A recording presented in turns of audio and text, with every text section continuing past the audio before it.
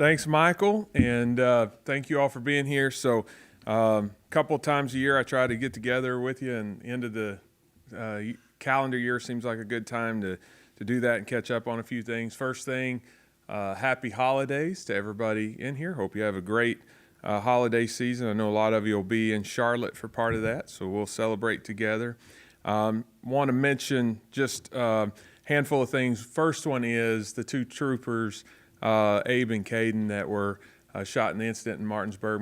My thoughts and prayers go out to them and their families during this time. So, during the holidays, usually a time you're celebrating and getting together, and just two brave young men going in, doing their job, and praying for a full recovery for both of them. So, very excited about our news yesterday with our volleyball coach.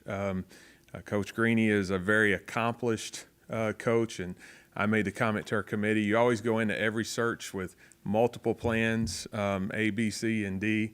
Very rarely does plan A work. It's usually a stretch plan, but this one it actually did. So really excited about her. You'll get a chance to Zoom with her later today.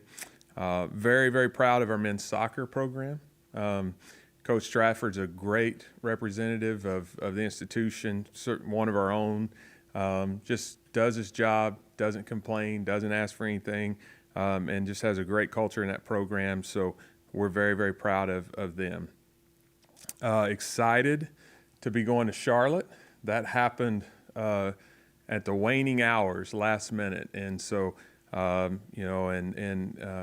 know that's one that our fan base is excited about.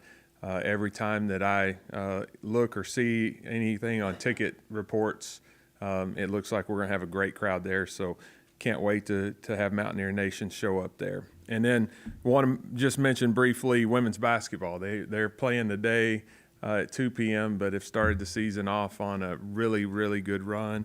10-0, and got a chance to be 11-0 today. So if you didn't have a chance to see the education game the other day, there was a young lady from the other team that had 37 and was as hot as I've ever seen a player in an opposing gym. So we were able to win the game, and you got a chance to see kind of a once-in-a-lifetime performance from her, so that was exciting. So with that, I will open it up.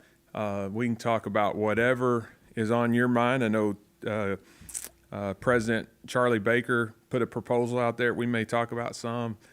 We had a court case that caught a little bit of attention here in the state of West Virginia and affects the transfer rules. So whatever you all want to talk about, we can talk about. Great.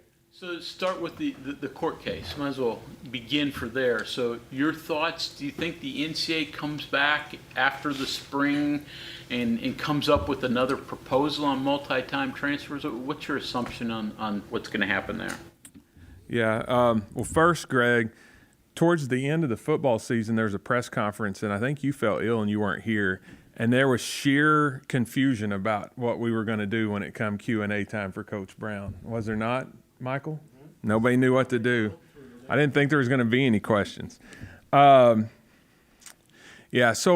first of all, I would say I'm generally supportive of some type of regulator on transfers. At one time, there was a year of residency for all transfers. Then we introduced the grad transfer, which made a ton of sense to me. Then we gave the one-time transfer. So that all made sense to me. The restriction on more than one-time transfers is not there to keep the student-athlete from having options. It's there because of the desire to graduate student-athletes. And so if over 4 years of eligibility, you're transferring multiple times, it makes it really difficult to get a degree and to get a quality education. I think probably the biggest misstep is when you have a subjective waiver process. And so once we granted the one-time transfer, in my opinion, we either should have had no waivers or an objective criteria where you either meet it or you don't, but it's not a subjective process. And so we'll see what happens in court. The NCAA may lose the ability to put on any regulators, and we'll just see how that happens. But my hope would be that there would not be a subjective process involved, because what that does, it forces the student athlete to make a decision without knowing if they're going to be eligible or not. And to me, that's just a risk that shouldn't have to be there. We should be able to determine now, are we going to grant a waiver? And is that waiver, what would trigger it? And there shouldn't be any subjectivity to it. No waivers for multi-time guys other than maybe a real strict criteria? I think that would be one solution, and it would be a solution that I would generally be supportive of if it met the legal challenges, because at least then everybody knows. You know, a student athlete's educated; they know up front, I get a one-time transfer and then a grad transfer, so that's really 2 times that you can transfer. I think what makes it really difficult is, hey, here's these waivers, and historically they've been pretty reasonably easy to get, and everybody knew they were going to be harder to get. The NCAA was clear about that, and the reason why they made them harder to get is the membership asked for it. But still, nonetheless, you have this history of them being pretty easy to get, so it put a lot of student athletes in a really difficult position, and so that would be my solution. Either there aren't waivers, or if there are waivers, it's an objective. Here are the things that you will get a waiver for, and it's automatically triggered. Yeah, Ren, you have a basketball coach, interim coach in there, and he's kind of going to war against AR-47s or whatever those things are with 3 bullets. How do you evaluate? How do you judge a guy in that situation where, I mean, he really doesn't have much anything going through no fault of his own? Yeah, I think what I would probably say to that is the general public, and you all for that matter, it's like an iceberg and you see the tip of it. You see what happens out there on game day. I get a chance to see the entire iceberg. Like, I'm there every day. I know the behind the scenes of the battles that have been faced. Some that you're aware of and some that you're not even aware of, right? And so I think, just like I've said with football before, I get the focus from the public on wins and losses because it's the only metric they really have a window into. But I get a 360 view of everything that goes on in the program. And so, my goal is to do a pretty thorough review of each of our programs at the end of the year. In terms of men's basketball, I mean, they've only played a third of their games, so they still have 2/3 of the season left. It has certainly been a season that's met full of challenges. I've been clear that I think that Coach Eilert's handled most, if not all, of those challenges well, and he'll have my full support throughout this season. And at the conclusion of the season, we'll decide where we go from there. He's only through a third of a season, but you're through your first year here now. What has that been like? I mean, I know in your wildest dreams you couldn't have dreamed that your first year was going to be like this. It's been a certainly a crazy first year. I've lost a little weight, but part of the deal is if every time you go to eat, you get your phone rings with some kind of crazy thing happening, you don't eat as much. So I think for me, I always tend to look at the positive aspect of things. And so the challenges that we've been through have really given me a chance to build deeper and more meaningful relationships. And that goes from our student athletes to our coaches, to our administration, to our board, to our donors and fans. And so in that regard, I'm actually grateful because, we've probably dealt with 5 or 6 years of challenges in a year. My family, I've said this before, they have loved being here. People have treated them incredibly well. We've been welcomed here and made to feel at home. Culturally, this is very similar to where we grew up in rural Oklahoma. And so, it's been a challenging year, but it's also been a year where I've felt like I've really gotten to know the people here. Have you been able to put the organization together that you wanted to, or have all these distractions kept you from being at the place at the end of one year that you wanted to be? Yeah, We probably haven't got as far on some of the planning and strategic initiatives and strategic vision planning that we would like to, but we've made a lot of progress, and that's happening behind the scenes. We have a steering committee that is going to meet after the first of the year and start to really drill down. We do have a staff realignment, reorganization that we've internally, we know it already. We just are waiting until after the first of the year to announce it. So we've gotten most of the things that you would have wanted to get done in the first year done or in process. And so I think we've made, given all of the challenges, really good progress on all of those things. Yeah, Wren, looking at Jen Greening, can you put into perspective how rare it is to even have the chance to hire someone with her resume?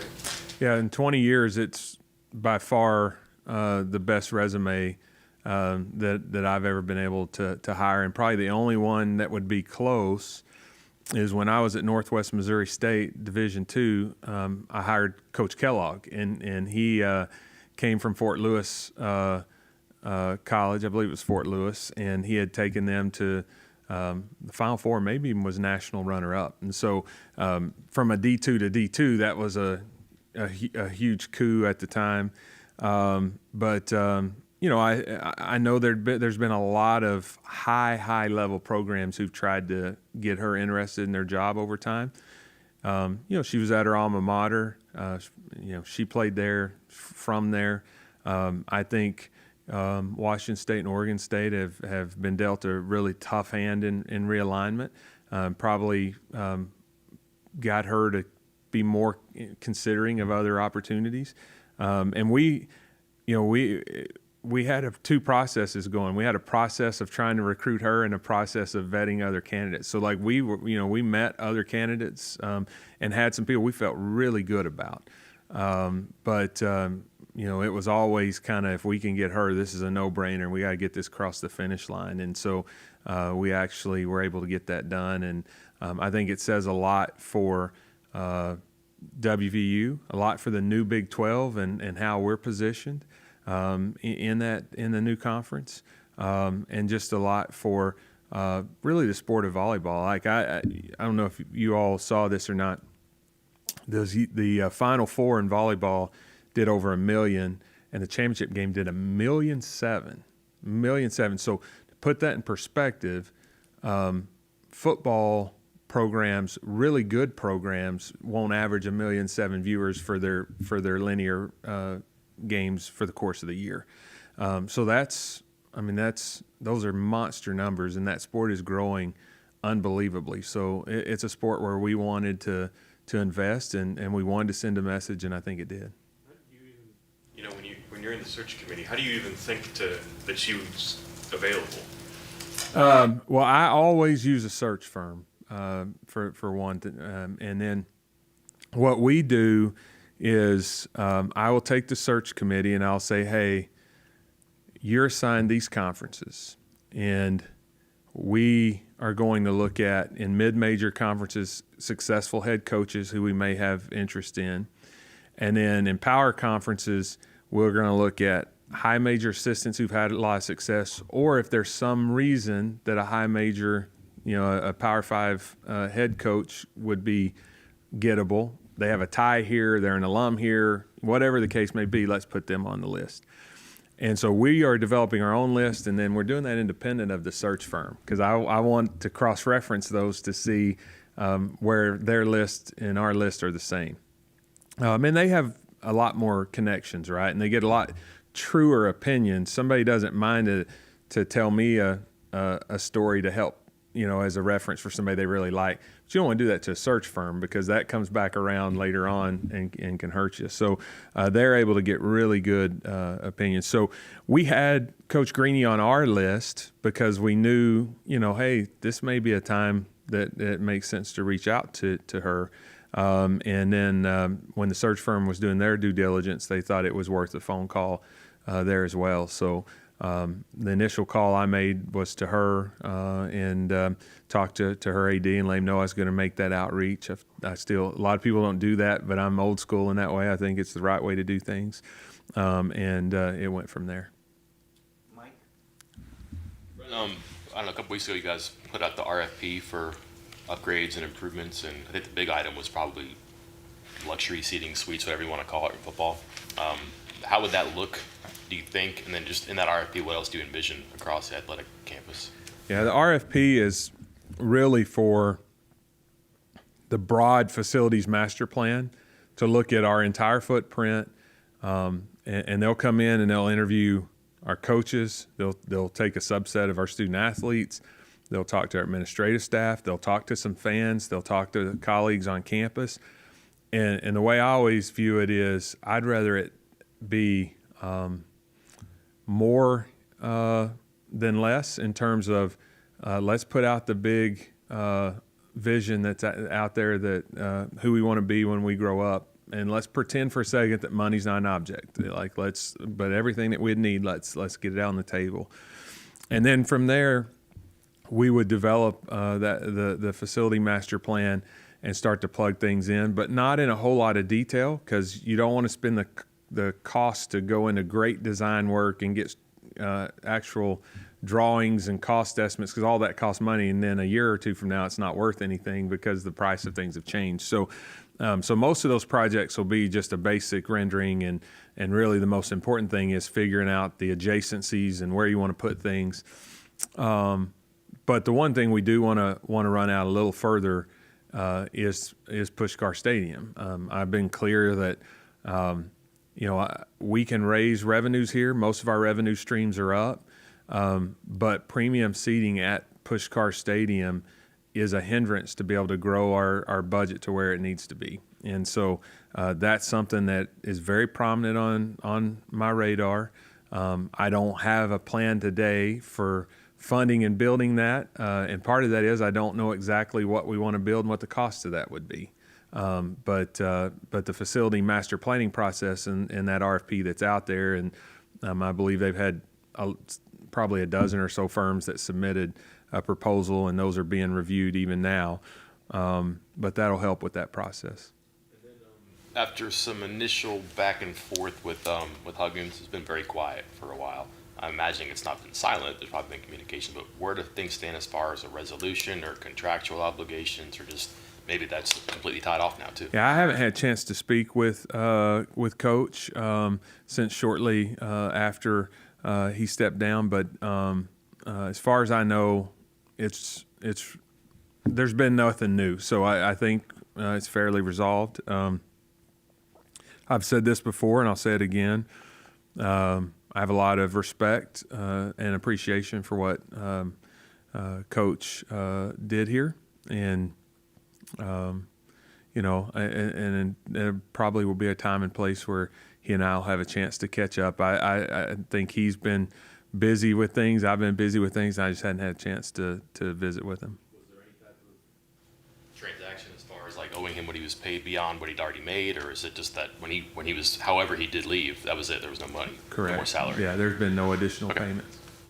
Last week, Chip Kelly talked about kind of treating football as a separate entity in college sports. Would you be someone who's in favor of kind of having a general football conference and then everyone else, or do you think all sports should be more tied in together? Well, listen, if we were putting this together today, there's no way we would do it the way that it's done. Like, this is insane. So, in theory, would I be okay with having a football-affiliated conference and then everything else in other conferences? Yes. And in fact, I would argue, pull football out, let's affiliate by conference there, and have a system that's not that much different than most states do with their high schools, district, regional, area, state. To me, that makes a ton of sense. But conferences are so entrenched in the power structure, and commissioners are very powerful. And so, it's like, you watch Game of Thrones? are you too young to have watched Game of Thrones? Have we went that fast? Like it's pretty rare for kings to give up part of their kingdom without some kind of fight. And so, like, could that happen? It'd take a lot of people to come into a room and put their personal, territories aside and say, let's do what makes sense here. And, I'll say this, football is the primary driver in media deals, but it's not the only driver. And so there would be a give on the value of basketball packages in some leagues if you to do basketball with other leagues that may not draw as many eyeballs. And so, when you look at TV, really it comes down to, and streaming's becoming more popular, but linear networks still fund the vast majority of the deal. And so it's how many linear networks are there, and then how many windows does each of those linear networks have in the course of a day? And so you just add up that inventory, and that's what's being split up. So you look at our men's basketball TV schedule this year. When it come out, there were some fans that were upset because they felt like we didn't get the respect that we had gotten previously because we had more games on ESPN Plus. It has nothing to do with respect. We had 10 teams, and we went to 14. Next year it'll be 16. We have the same number of windows, right? And so every time you add, then there's going to be less linear opportunities per school on average. And so when you start to look at all of that and you start trying to divide that up, getting everybody to say, oh, we're going to push our chips to the middle and do some other deal, it's just harder than it seems. So in theory, do I think it would be a good idea? And if we were starting from scratch, it'd be a great idea. Like the practicality of getting everybody to do that, I think it's tough. And I think in the backdrop of that, the bigger issue we have is the whole revenue share question, which Coach Kelly's model really doesn't necessarily speak to that. I think it's going to happen in some capacity. The thing that I think escapes a lot of the general public is the revenue that comes into college athletics. The vast majority of it is football. Then men's basketball brings in some, and then other sports bring in some too. But you have to understand there's a difference between having revenue and being profitable, right? And so every sport has revenue of some kind. There's not very many that are profitable. And so when you look at the sports that are actually profitable, it really comes down to, a couple. And so schools are bound, if you distribute funding, to distribute that in accordance with Title IX. So you have to distribute for whatever you distribute to male athletes, you have to distribute to female athletes. And so if you do that and you revenue share in accordance with Title IX, you really haven't stopped the criticism of these two sports are not getting their fair share and the antitrust issue. So when we talk about needing federal legislation, those two, it's like two locomotives and they're pulling in the opposite direction. And I've not heard a plan that satisfies both of those. And so when you look at what Governor Baker did, I think he threw a plan into the sphere of consciousness for people to discuss, knowing that it would create a lot of discussion, some for, some against, some confused. But I think he wanted to get a discussion point out there that shows what we could do. His plan is Title IX compliant, but would require some antitrust protection. But I do think it's fair that we should be challenged to provide more benefits to student athletes, and I'm supportive of that. I just don't have a great answer for how you do that with all the regulations that exist today.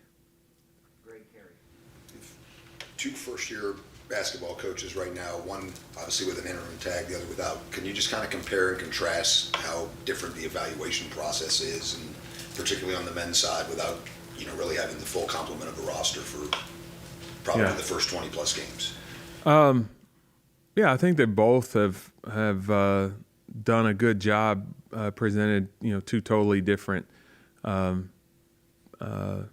situations, both challenging in their own way. I mean, you look at Coach Kellogg, he come into a program that he was the third head coach in 3 years.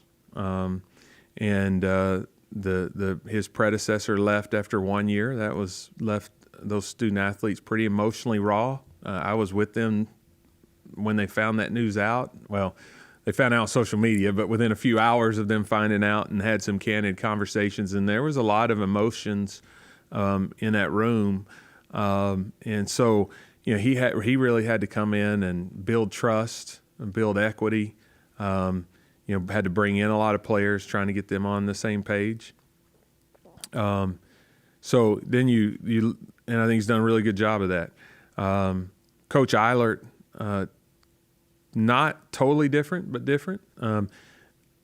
Our staff will tell you this. I always knew that the challenge was great. And I told Coach Eilert that. I think I told him one of our last meetings, I said, I almost feel guilty considering putting you in this position because I know how hard it's going to be. You've got a lot of new players, student athletes coming in. You had some guys who had been here and were probably hoping to play. Just no matter if there was not a coaching change, no matter who was coaching them, it was going to be a big coaching job when you take that many new people, a lot of them that are in their last year of eligibility. They're coming here trying to have a good career, most of them wanting to go pro or having aspirations to go pro. They don't know each other. They haven't played together, and you're trying to get those guys to be a team, right? And so just that would have been a monumental job. Then you take the coaching change, the transfer portal opening, some more roster fluctuations, not being able to get waivers for a couple of the kids, injuries. There was one that Coach Eilert moved on from. And so you just take all of that, and it's certainly been challenging. But I go back to, you can't just judge because of all those things. It's why when people push me wanting a number for football before the season, it's why I don't give a number, because there's just too many things that go into all of that. So maybe the recent round of conference realignment is stopped for the short period, but history tells us there'll be another one in 5, 7, 10 years at some point. Let me rest for Christmas, Greg? No, can't. So, obviously Washington State, Oregon State have been crushed. How confident are you that West Virginia isn't in the future in that predicament? They've had a spot at the table to this point, but is that going to continue? I'm confident in where our positioning is. In a lot of ways, we're the gateway to the Northeast. I've said this before, we may only have a little less than 2 million people, but we are West Virginia's Dallas Cowboys. And so of those 1.8 million people, 1.6 million are following every possession. And so when you look at the valuations and you look at the viewership, and they just in the last few days released the viewership numbers for all the Power 5 teams, we're always right there in the mix. We're not in the top 10, but we're in the top half in terms of the valuations and what we draw from a viewership standpoint. And I think because of our population, it not being great, it shows the power and the reach of our brand, right? And we can get into the Pittsburgh market. We can get into D.C. and Baltimore. We have a broad reach. And so for all of those reasons, I'm just very confident in our positioning from a conference perspective. The other thing I would say is this program and this university mean too much to the state and the people here. I've learned that the people here just won't let it not get what it needs to get. And so people are like, well, are you worried about Charlie Baker's proposal? And it would probably cost us an additional $8 to $10 million. No, because we're going to figure it out. One way or another, we are going to figure out how to compete at the highest of levels and how to provide whatever is allowed per NCAA rules that will allow this program to compete. I'm not going to let us not do that. I understand the pressure and the responsibility that comes with this position, but also West Virginians aren't going to allow that to happen. our leadership at the board level, our leadership at the state level, our leadership here at the institutional level. Like, it's just not going to happen. Whatever the highest level of college athletics is, we will be a participant and we'll be competitive. Ren, I think you went on the radio a couple weeks ago and basically crushed any doubts about Neil's job. Just how do you view the football program as it is right now versus, when you started this time last year? Yeah, so I was coming in last year getting a lot of questions about football, and I always try to. You guys have seen me enough. I'm always going to be calm and exude confidence, but that's hard when you're getting questions about something and you don't know. You weren't here. You're trying to answer questions, but I have spent a lot of time around the program, with meeting individually with all the coaches and most of the staff. I know most of the student athletes. I've been to a ton of practices, been in the locker room for pregame, halftime, postgame, so I have a great feel for the program. As an athletic director, when you visit with a lot of recruits and their parents, and I always say, above all else, when I look at a parent and tell them I would want my child to play in this program for this coach, you want to really mean it, right? And I can look at student athletes in our football program and say that and really mean it. There's so many things that are done right inside the program. And so I'm very proud about that. We got grades a day or two ago, and football was right at a 3-point for the entire team. That's extraordinarily rare to have a football team that's at a 3-point. And so a lot of great things that are happening. But again, as I said earlier, the general public's going to judge you by the tip of that iceberg, which is that scoreboard, those 12 Saturdays. And I get that, and Coach Brown gets that. We all understand that. And so it was rewarding to see them. You all will find with me, I'm pretty honest and transparent with what I say. And so when I came in here back in August, I said, I'm going to be surprised if they don't prove a lot of prognosticators wrong, because there's a great culture. They're for each other. There's a camaraderie. I mean, I think that's pretty close to a quote. And to see that play out is really positive, and I'm really proud of the team and excited about the future. I thought yesterday was a great day with the additions that they brought in. Think we're doing a better job in retention and recruitment and evaluation of prospects that are out there. Certainly, the growth of Country Roads Trust is a big benefit to that. To see their growth they've doubled their membership in just a couple of months here. That's incredible. So all of that plays together, but I'm excited about where the team is. Think they did a really good job and excited about the future. Speaking about Country Roads Trust, are you excited about the mayonnaise? Not at all excited about mayonnaise bath. And I'm not like Coach Brown. So Coach Brown hates mayonnaise, right? Like he really hates mayonnaise. My food like that is pickles. I hate, like, if this was a pickle juice challenge, there's no way I would be like headed to some country without extradition right now. But to be honest, so when they were first doing their drive, there was a few people that were tweeting me and stuff wanting to know what it would take for me to take a mayonnaise bath. So I literally threw a number out there I didn't think they could get to, if you want me to tell you the truth. I didn't think that we would get to 1,500. But we did, and so we'll pay that bet up. We got to figure out when and where. But I do think it's exciting. I just probably underestimated how much West Virginians love their Mountaineers, and how many West Virginians like to see fat, balding guys covered in mayonnaise. So. Ron, speaking of NIL, I mean, there's a lot of talk that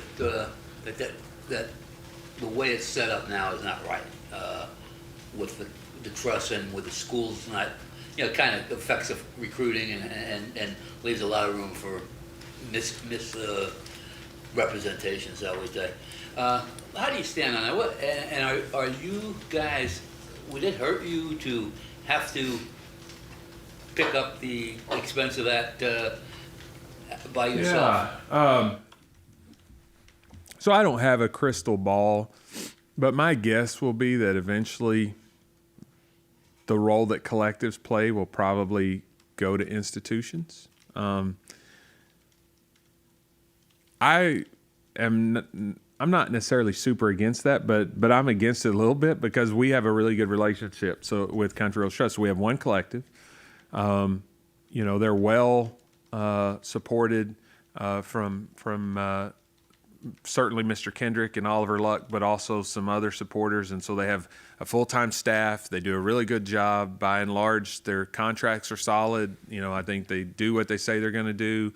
We're not directly involved in that. They're committed to compliance. Oliver certainly knows NCAA rules as good as anybody. And so that relationship is working great. And I have not seen any cannibalization of our annual giving. Now, we start to try to do a big capital project that could be a little different. There may be some people who have picked up in supporting NIL efforts that wouldn't be able to support capital, but it really hasn't hurt our annual MAC contributions that people give. If we brought it in-house, I think there definitely would be some cannibalization, because if people know it's us, they're going to want the benefits that they know we can provide: the parking, the premium seating, the pecking order in terms of who gets bowl tickets and NCAA tournament tickets and all that stuff. And so I do think there would be some cannibalization that would occur if that happens. So right now, I really like the way our relationship works, but it doesn't work that I would put the way that it functions. We're probably performing in the top 3 or 4% in the country in terms of just, the way that you would want it to function and the way that it's actually functioning.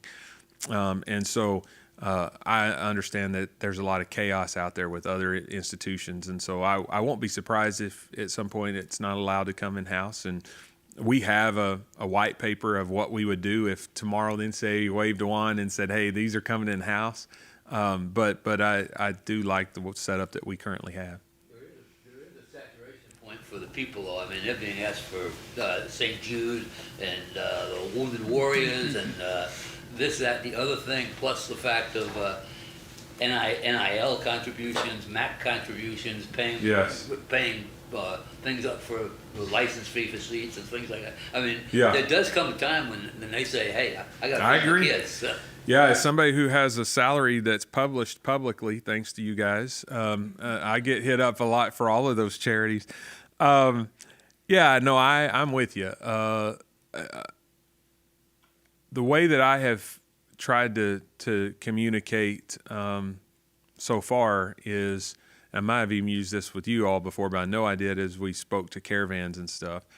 You go to church every week and you have your tithes and offerings, and then, a lot of times they'll send a plate a second round on Mission Sunday or whatever for another round. And so that's the way I've tried to position this. I mean, I've been really clear about where our budget ranks in the Big 12 and our need to grow that if we want to remain competitive. And so, we really can't afford to have that cannibalization, but NIL opportunities are very important as well. And so, so far, West Virginians have rose to the occasion, thankfully. So. Okay, I'll take these questions in order how they come in. Greg Hunter? So, Wren, the Big 12 obviously underwent some change this year, even more next year.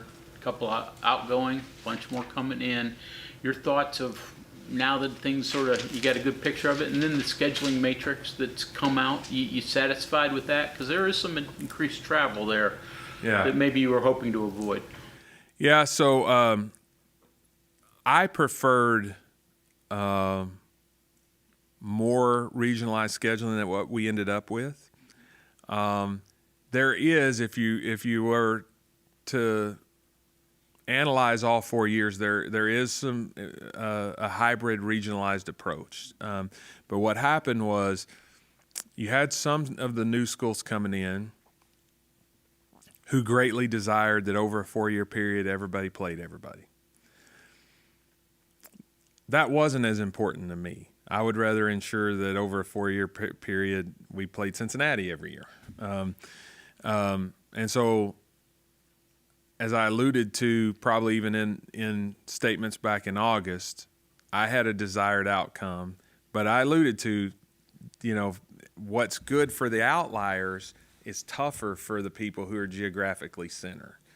And so it requires everybody to give a little bit. And so what we ended up was with a hybrid approach where there's a regional component, and by and large, those regional people you're gonna play more often than the others. And so for us, there was only one of the 4 years in football, for instance, that we had to make 2 trips out to the West. We're fortunate in that year there happens to be 2 byes. And so we're having conversations about making sure we split those 2 trips up enough, one, that where they're not close to each other, but 2, that the bye is next to at least one of them, right? And so, if I had my druthers, especially take football aside in those other sports, and I mean, Provo, Salt Lake City, that's a beautiful part of the country. If you've never been one, we go out there and play, you're going to love it. It's absolutely gorgeous.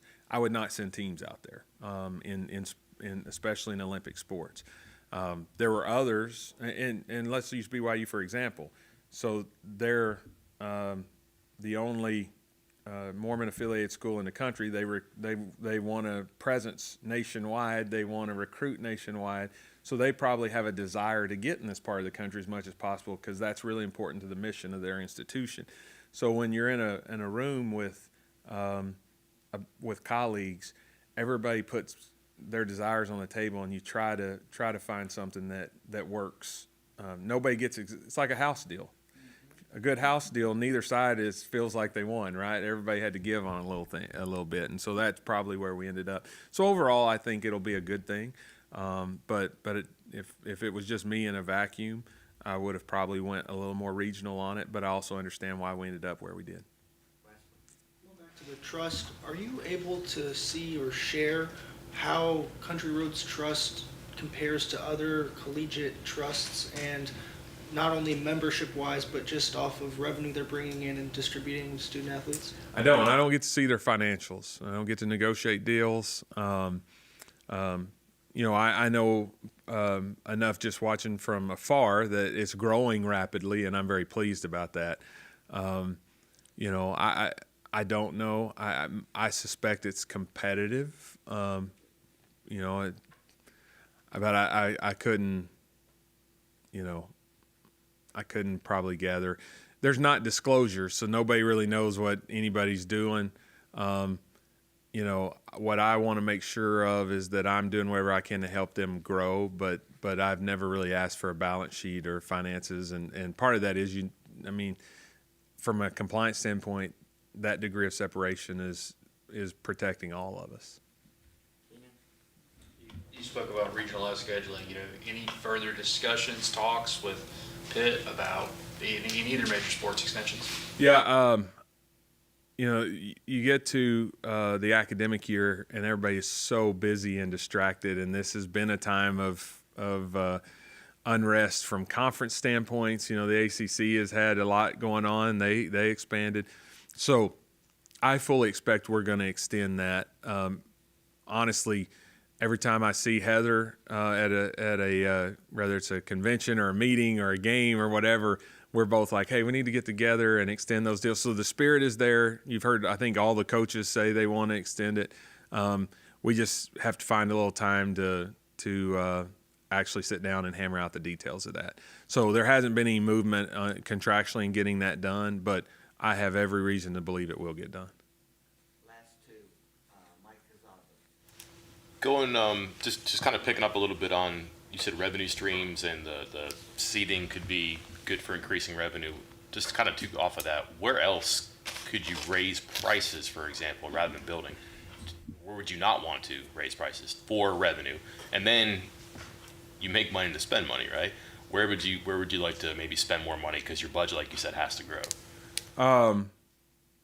So I think the more premium experiences that we can create those are where we can squeeze more money, whether that's suites or club seats, or even like the 2 clubs at the Coliseum. I mean, Club 35 drove revenue for us last year, and the Clark Family Mountaineer Club is certainly driving revenue for us. And it's driving revenue in MAC donations required to get in there and participate.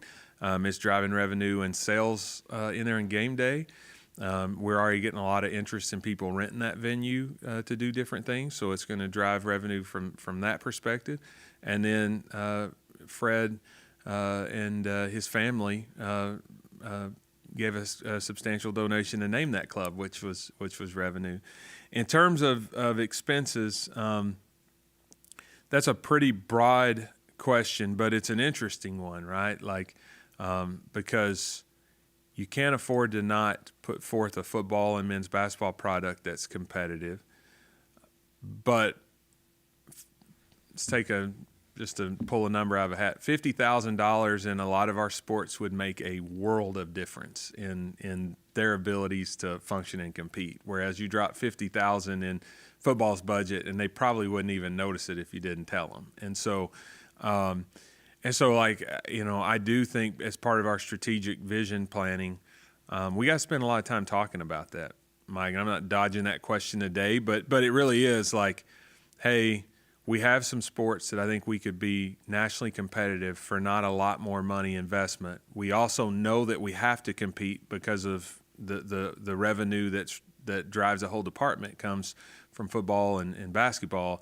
How do we mesh all that together? But I am confident that we can do that. And what gives me confidence is you're seeing us compete in women's basketball. You're seeing women's soccer has been very competitive. See what happened with men's soccer. And so we just have to make sure that we maintain momentum there, that we're presenting what it takes to maintain momentum to our donors, and they can support it as well. Right, so then just to be more fair then, your 2 money makers then, are there top of the mind things like coaching salaries, travel luxuries, anything like that you think could be improved for spending on those 2 programs? In those 2, I think our assistance pool overall, so the number of positions, we're very competitive, but the overall budget for those is something we really got to spend some time looking at. And that's probably something Coach Brown and I will spend some time discussing. And as we go into next year with men's basketball, no matter, what we do from a leadership perspective, our head coach pay, certainly in men's basketball has been very competitive, and it's fairly competitive in football, but we probably have to look at just that assistance pool and that allocation in those 2 sports, because that number has changed rapidly even in the last few years. I think our final question goes to Cody. Yeah, Wren. I don't think we've had a chance to talk to you since it happened, and I didn't want to forget it. What was the process, Coach Mazey announcing his retirement and then getting Coach Sabins as the coach in waiting? Yeah, so generally, I'm not a huge fan of coach in waiting. And so probably in a 24-hour period, that's as much as I've ever given on a position that I felt strongly about in my entire career. Because the day before, even though I have a very high opinion of Coach Sabins, and he would have been a strong candidate for our job, I just fundamentally, there's just part of me, I've just seen too many of those not go very well. And so I'm just not a huge fan. But in that particular case, Coach Mazey and Coach Sabins have such a great relationship, and they both came to the table with a spirit to make it work. I mean, and everybody was given a little bit. I was given up on just wanting to always. I'm feeling like every time we should do a full search, and the best candidate should be hired then. Without saying too much, because it's not mine to share, but Coach Sabins had a Power 5 job offer on the table. It was his. And Coach Mazey maybe would have went a little bit longer in a different time and place, but in his mind, Coach Sabins was always going to be the successor. And so really it was 3 three guys sitting down talking about what's best for the program. And I think where we ended up is what's best for the program. I give a lot of appreciation and thanks to both of those coaches who really came to the table, giving up something that might have been best for them personally to do what was best for our student athletes and what was best to sustain the success of the program. And so I'm at peace and very comfortable with where it ended, although of all the things that we've dealt with, that was probably the day I was the most testy because it was just on the heels of a lot of drama, right? And I was thinking we were smooth sailing, we win a baseball championship, like let's just solidify leadership here with what we have. And so it's probably the only day that I was demonstrably agitated in my time here, is I try to always be like cool under pressure. But it ended where where I think it should have, and that's a credit to those two. I've got so much respect for both Coach Mazey and Coach Sabins, and I think the future is really bright for that program. And after the first of the year, we'll have an announcement about an enhancement to the facility out there that I think is going to help continue that momentum. So now Mike's trying to wrap us again. It's what he always does. But if there's any others, I will answer if you guys have anything that you didn't get in. So with that, Would you like a closing statement for which you'd like the fans and media to know? I'll stay out of it. did you guys, you probably don't watch all of our videos. Did y'all see the video I did with Tony a couple days ago? So I'm talking with Caridi. He doesn't like to ever be in the forefront or limelight, but he's behind us, him and Sean, and they're giving us 4 minutes, 3 minutes. Well, Tony is not one that's known for brevity, and neither am I. So conciseness is not a strength, and so it's very intimidating. You're getting these answers, and you got somebody counting you down. And so we get to the end, and Michael is wrapping us. And so Tony just ends the interview and doesn't give me a chance to wish everybody happy holidays. And so I stop it and say, no, we're not going to wrap. I've got some things I'm not done saying. So then he wants Sean to edit it out, and I refused. I don't often play the boss card, but I refused. And so you guys need to go watch that video, but he was not happy. Is that true? Absolutely. So I'll just end by saying thanks for all you do to cover our teams. I know you work extremely hard. We may not always agree on everything, and there's times that you guys write something and I tell Michael I don't think that was the right approach to this. But by and large, I think you're very fair to our student athletes, our coaches. You've been very good to me. Hope you all have very happy holidays. I'll remove any suspense and drama, Mr. Herzl. I think you'll be lump of coal again. So, that way you don't have to wonder. But in West Virginia, I think a lump of coal has a different connotation maybe than the rest of the world. Maybe that's, the good boys and girls actually get coal. Yeah. So thank you guys. Happy holidays, and we'll see you in Charlotte.